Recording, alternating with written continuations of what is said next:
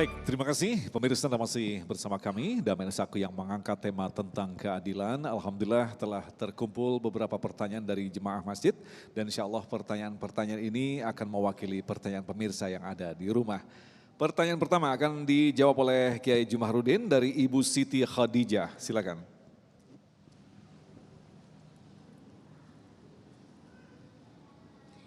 Bismillahirrahmanirrahim. Assalamualaikum warahmatullahi wabarakatuh. Nama saya Siti Khadijah dari Majelis Ta'lim Raudatul Nikmah Istana Quran 4 Ciledug. Yang ingin saya tanyakan, sebagai orang tua, seperti apa kita harus menerapkan keadilan dalam mendidik keluarga menurut ajaran Islam? Terima kasih. Pertanyaan menarik sekali ini. Silakan, Kiai. Ya. Luar biasa Bu Fatimah. Bu Khadijah ya. Fatimah anaknya. Ya, luar biasa. Bagaimana cara kita menerapkan keadilan dalam keluarga?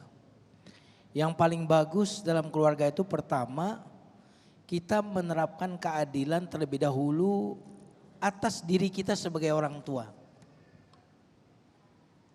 Contohnya, kalau kita salah, maka sebagai orang tua pun harus kena konsekuensi dari kesalahan itu.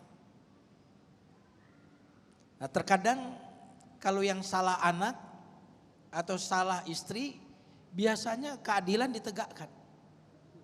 Ya kan?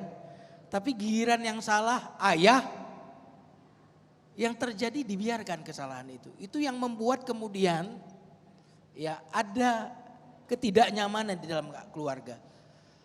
Kemudian anak merasa keadilan itu kemudian nggak apa-apa dilanggar. Kenapa?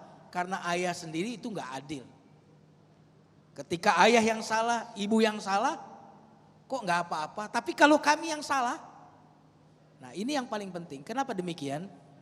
Karena bagi anak, apa yang baik itu adalah bukan apa yang dikatakan Quran dan Sunnah menurut anak. Tapi yang baik menurut anak adalah apa yang dilakukan oleh ayah bundanya, itulah yang baik. Yang buruk adalah yang ditinggalkan oleh ayah ibunya, itulah yang buruk menurut definisi anak-anak.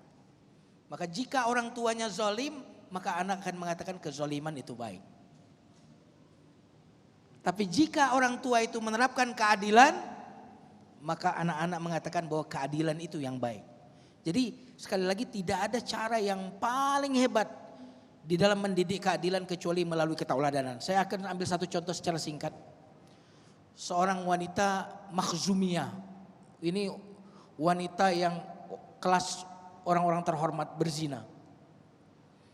Mereka entah bagaimana caranya cari seseorang yang bisa menaklukkan hati Nabi agar wanita ini tidak dirajam.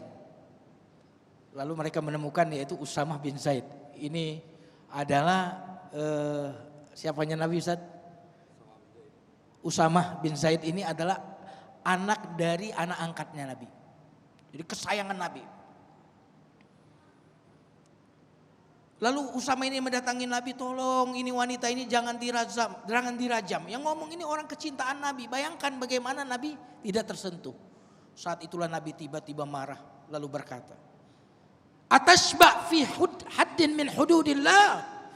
Apakah engkau mau mempermainkan hukum-hukum Allah, wahai Usama? Lalu dengarkan apa kata Nabi.